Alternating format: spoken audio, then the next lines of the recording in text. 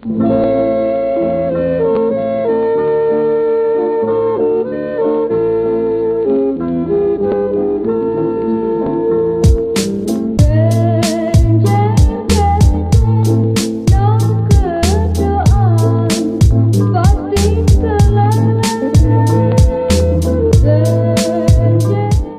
1923, seorang Dipa Nusantara Aidit terlahir, tepatnya 30 Juli 1923. Ia dilahirkan dengan nama Ahmad Aidit di Belitung. Belitung itu adalah salah satu pulau di lepas pantai timur Sumatera. Aidit tumbuh dan berkembang dalam kultur Melayu yang amat religius. Aidit kecil hidup dalam nuansa yang Islami. Setiap maghrib, Aidit kecil dan adik-adiknya sembahyang di musola. Selepas itu mereka mengikuti pengajian sampai datangnya waktu sembahyang Isya. Saat di musola, Aidit sering diminta untuk mengumandangkan azan karena suaranya dianggap lugas dan lafalnya jelas. Yang paling lucu, Aidit kecil ini dipanggil Ahmad oleh orang-orang yang akrab dengannya karena nama depannya memang Ahmad Aidit. Ahmad atau Ahmad dikenal sebagai anak pengajian dan aktivitas sehari-harinya sebagai muazin dan penghafal Al-Quran. Bahkan dia sempat menghatamkan Al-Quran terlebih dahulu di depan keluarganya. Setelah itu mereka menggelar syukuran. Ayah Aidit bernama Abdullah Aidit yang pernah memimpin gerakan pemuda di Belitung melawan kekuasaan kolonial Belanda. Abdullah Aidit juga pernah mendirikan sebuah perkumpulan keagamaan bernama Nurul Islam yang berorientasi kepada Muhammadiyah. Adapun ibu Aidit bernama Mailan. Sang ibu berasal dari keluarga ningrat di Belitung, putri dari Ki Agus Haji Abdurrahman dan Nyanyu Aminah. Aidit merupakan anak sulung dari 4 bersaudara. Aidit juga memiliki 2 saudara tiri. Sosok Aidit ini mewarisi watak keras dari kedua orang tuanya. Sebagai anak sulung, Aidit menjadi pelindung di saat adik-adiknya diganggu atau mendapat ancaman. Sejak kecil, salah satu keunggulan dari Aidit ini adalah memiliki pergaulan yang sangat luas. Dia mampu bergaul dengan semua etnis dan lapisan sosial di Belitung. Coba perhatikan ya, dari anak Tangsi sampai golongan Tionghoa adalah teman Aidit. Aidit sering diajak pergi memancing ikan pada malam hari oleh ayah temannya yang merupakan seorang nelayan. Pengalamannya itu ia tulis di buku harian Aidit. Aidit kemudian mencatat tentang berapa jumlah hasil tangkapan nelayan dan ongkos yang dikeluarkan setiap perjalanan melaut. Kemudian Aidit mencatat jerih payah nelayan itu yang ternyata tidak sebanding dengan upah yang didapatkan dalam menjual hasil tangkapannya di pasar. Ternyata Aidit memiliki pemikiran yang kritis semenjak kecil. Selain bermain dengan anak-anak seusianya, Aidit suka berkumpul dan bergaul dengan buruh timah karena di Belitung ada tambang timah besar pada saat itu. Ia menjelaskan ada seorang teman seusianya yang menjadi buruh timah. Kemudian dia menaruh simpati atas eksploitasi yang dirasakan oleh temannya itu. Setiap hari Aidit melihat buruh-buruh berlumur lumpur, bermandi keringat dan hidup susah. Sedangkan menir Belanda dan tuan-tuan dari Inggris hidup hura-hura. Aidit kemudian mencoba memahami kondisi buruh dengan cara ikut masuk ke dalam kehidupan mereka. Para buruh mengenalnya sebagai teman bercerita dan pendengar yang baik. Pada saat di mana buruh sedang bekerja untuk membersihkan kebun pekarangan, Aidit ikut membantu menyapu, memacul, hingga membuat lubang untuk pohon pisang. Pada saat melakukan pekerjaan itu, buruh biasanya menceritakan pengalaman bekerja di perusahaan timah kepada Aidit. Hingga buruh mengajak Aidit makan, entah itu singkong, gorengan, atau buah-buahan. Dalam keadaan santai inilah buruh itu bercerita tentang keadaan sesungguhnya yang dia alami. Pergaulan Aidit dengan orang-orang tertindas inilah menurut Murad atau adik Aidit yang menentukan jalan pikiran dan sikap politik Aidit di kemudian hari. Sejak kecil, Aidit merupakan orang yang mau tahu kehidupan rakyat di mana ia berada. Berbeda dengan adik-adiknya yang lain yang menganggap kondisi di masyarakat merupakan hal yang biasa saja dan lumrah terjadi. Di awal tahun 1936 atau sekitar 10 tahun kemudian, Aidit menuntaskan sekolahnya di HIS di Bangka, yaitu Holland Inland School, sekolah untuk bumi putra pada masa Belanda. Kemudian Aidit yang pada saat itu berusia 13 tahun menyatakan niatnya keluar dari kampung. "Aku mau ke Batavia," katanya. Seperti dikutip dari buku Aidit, Dua Rupa Wajah Dipa Nusantara. Kemudian ia melanjutkan sekolah ke Mides Handel School atau MHS, sebuah sekolah dagang di Jalan Sabang, Jakarta Pusat. Di Jakarta ini, Aidit tinggal cukup lama di daerah Cempaka Putih, rumah milik kawan Abdullah, yaitu seorang mantri polisi bernama Marto. Idealisme dan bakat kepemimpinan Dan Aidit lebih menonjol di antara kawan-kawannya di sekolah itu atau di MHS. Pernah sekali ia mengorganisasi kawan-kawannya untuk melakukan bolos massal demi mengantarkan jenazah pejuang kemerdekaan Muhammad Husni Tamrin yang ketika itu akan dimakamkan. Aidit sendiri ternyata tidak pernah menyelesaikan pendidikan secara formal di MHS. Dia lebih aktif di kegiatan luar sekolah. Situasi politik ibu kota lebih menarik bagi Aidit. Aidit sangat cepat dalam beradaptasi. Dengan berbekal identitas kedaerahan, dia memiliki akses untuk bergaul dengan sesama anak muda yang berasal dari Sumatera. Di usia yang ke-16 tahun, Aidit mulai masuk ke kancah aktivis pergerakan. Awalnya hanya menjadi anggota yang bergabung dengan Persatuan Timur Muda atau Pertimu yang dimotori oleh Gerakan Rakyat Indonesia atau dimotori oleh organisasi yang lebih tinggi yaitu Gerindra di bawah pimpinan Amir Syarifuddin yang kelak akan menjadi Perdana Menteri Indonesia sekaligus pemberontak PKI Madiun 1948 bersama Musso. Di organisasi ini, persinggungan DN Aidit dengan politik semakin menjadi-jadi. Bahkan, dia diangkat menjadi Ketua Umum Persatuan Timur Muda atau Pertimu hanya dalam waktu singkat. Dalam kondisi ini, Aidit memiliki banyak akses untuk berkomunikasi dengan tokoh-tokoh aktivis pergerakan.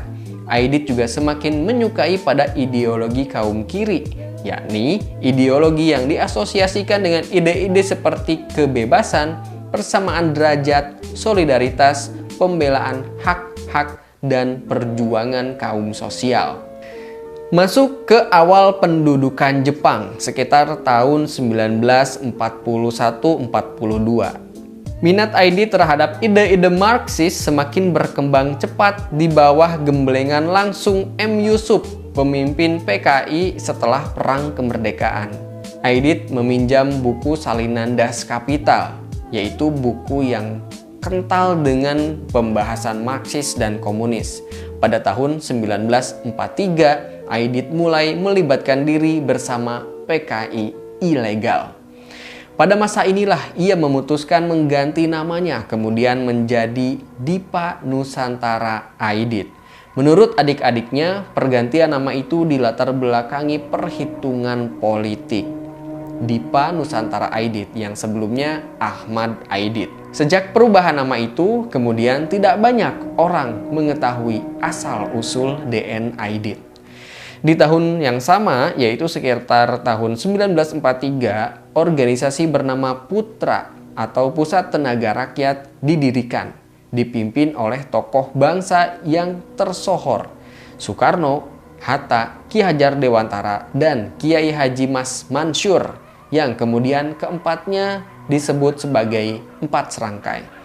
Aidit tentu saja karena keseriusan dalam kancah perpolitikan, ia berhasil masuk dan diterima di lingkungan tokoh-tokoh besar tersebut karena pemikirannya. Penjajah Jepang berpikir kehadiran Putra dapat menjadi corong dukungan kepada kepentingan perang. Kenyataannya justru sebaliknya, alih-alih menjalankan pemerintahan Jepang, Putra justru banyak jadi corong kaum nasionalis untuk kemerdekaan bangsa. Di dalam organisasi itulah kemudian kedekatan Bung Hatta dan DN Aidit mulai terjalin.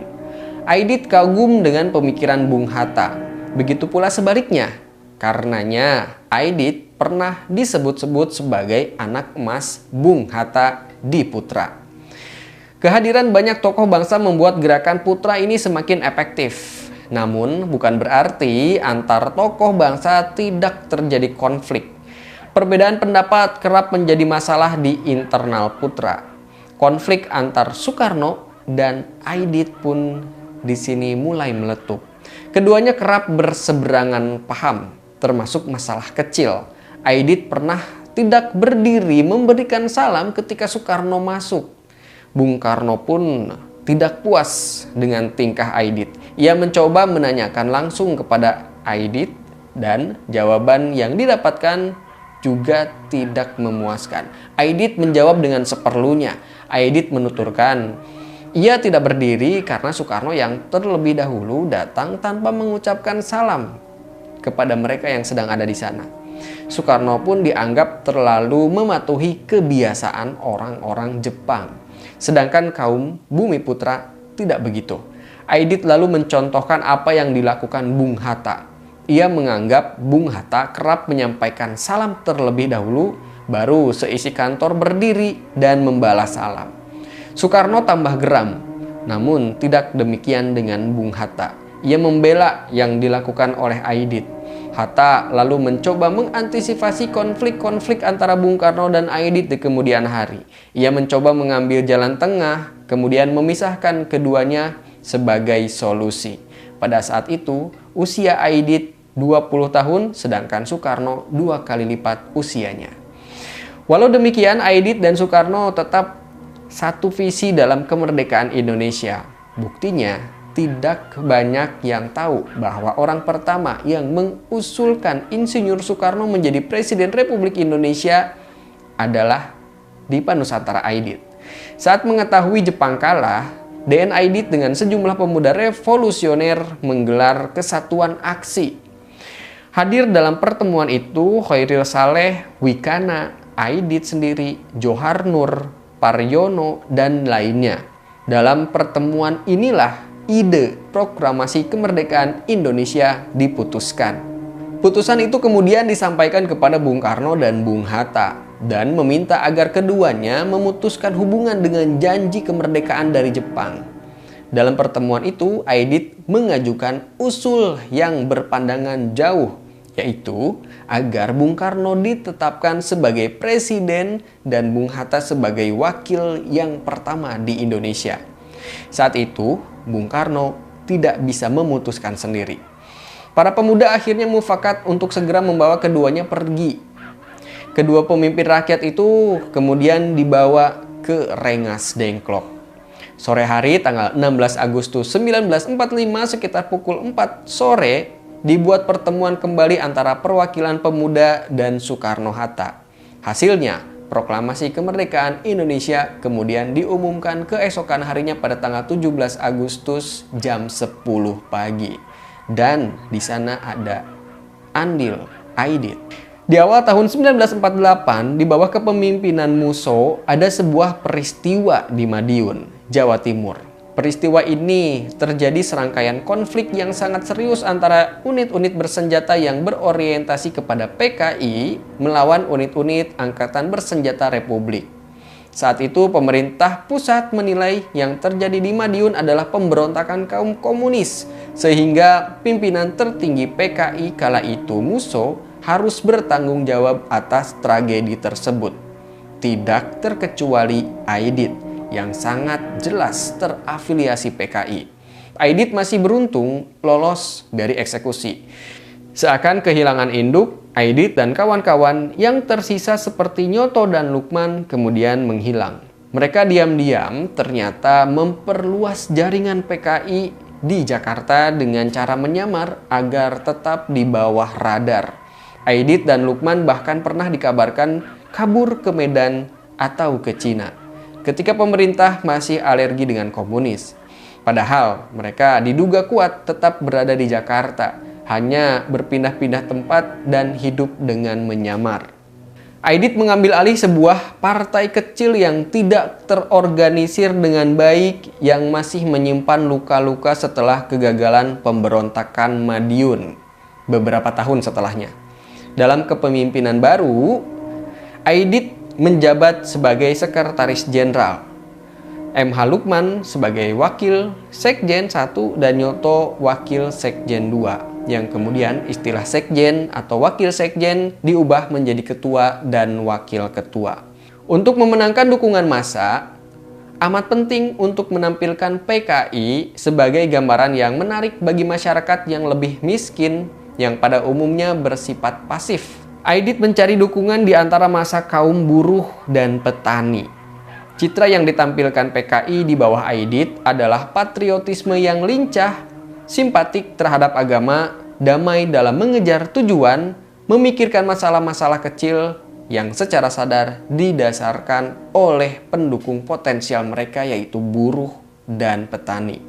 Kepemimpinan Aidit dalam memimpin PKI berbuah hasil yang manis. 20 September 1955, lebih dari 39 juta orang Indonesia datang ke pemungutan suara. Hasil suara parlemen menunjukkan posisi pertama yaitu PNI 8,4 juta, kedua Masyumi 7,9 juta, ketiga Nahdlatul Ulama 6,9 juta, dan keempat PKI 6,1 juta suara. Perolehan suara yang diperoleh PKI setelah peristiwa Madiun 48 merupakan pencapaian yang luar biasa. Basis pemilih PKI berada di daerah-daerah yang dilanda kemiskinan ekstrim, pertanian yang amat mundur, dan tekanan penduduk. Kegemilangan PKI di bawah pimpinan Aidit membuat sebuah kedekatan dengan Presiden Soekarno. And its 107 million people. But the chief plotter, Indonesia's Communist Party chief Dipa Aidit here, probably hasn't even let the Russians know about it. Dan kemudian kali ini dengan semboyan Nasakom, yaitu Persatuan Nasionalis Agama dan Komunis, PKI mulai masuk ke dalam kabinet. PKI juga menggagas adanya program angkatan kelima, yaitu dengan mempersenjatai buruh dan petani sebagai bentuk pertahanan negara. Tentu hal ini menimbulkan kontroversi, dan bagi banyak kalangan, terutama angkatan darat, ini tidak seharusnya terjadi dan ditentang. Kemesraan Soekarno dengan Aidit ini terus-menerus ditentang oleh pihak angkatan darat. Namun pada bulan Maret 1962, ketua PKI yaitu DN Aidit dan wakil ketuanya Lukman memperoleh status sebagai menteri di kabinet Soekarno. Nah, namun masa keemasan PKI ternyata tidak bisa berlangsung lama. Tepatnya 30 September 1965.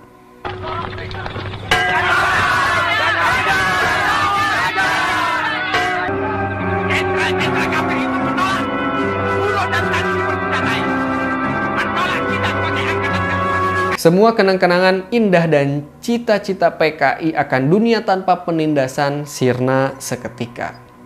Malam itu, kediaman Aidit disambangi sebuah mobil jeep dengan dua orang berseragam militer. Mereka ingin menjemput Aidit. Kemudian sang istri menyambut di depan pintu rumah. Dengan nada tinggi, istri Aidit, yakni Dr. Sutanti, membentak kedua orang tersebut. "Ini sudah malam. Maaf, tapi ini darurat. Kami harus pergi segera," jawab tamu tidak diundang tersebut. Aidit menemui tamu itu. "Segeralah bersiap, Bung. Waktu kita terbatas," kata mereka.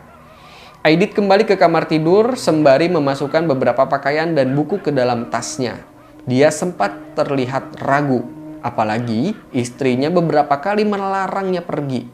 Namun itu tidak mencegah kepergian Aidit.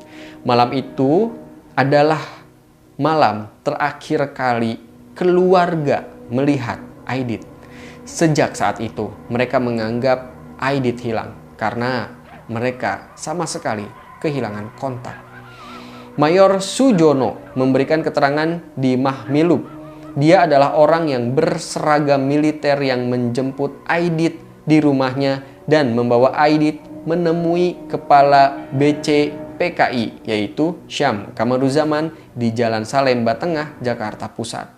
Keberadaan Aidit di kediaman Syam Kamaruzzaman merupakan bagian dari serentetan gerakan.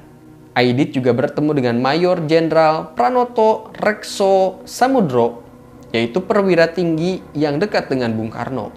Kepada Pranoto, Aidit menjanjikan posisi menteri atau Panglima Angkatan Darat menggantikan posisi Jenderal Ahmad Yani. Selain itu, rencana Aidit akan bertemu dengan Bung Karno di rumah Komodor Susanto di Halim Perdana Kusuma. Skenarionya, Aidit akan memaksa Bung Karno membersihkan Dewan Jenderal lalu meminta mengundurkan diri sebagai presiden. Namun, pertemuan dengan Bung Karno gagal besar. Karena gagal bertemu dengan Soekarno, Mayor Sujono kemudian mengajak Aidit ke salah satu markas mereka yang berada di Halim Perdana Kusuma di salah satu rumah bintara mereka. Rumah tersebut tampak telah dipersiapkan sebagai tempat komplotan G30S. Dan malam itu, 30 September 1965 menuju dini hari, 7 jenderal terbunuh.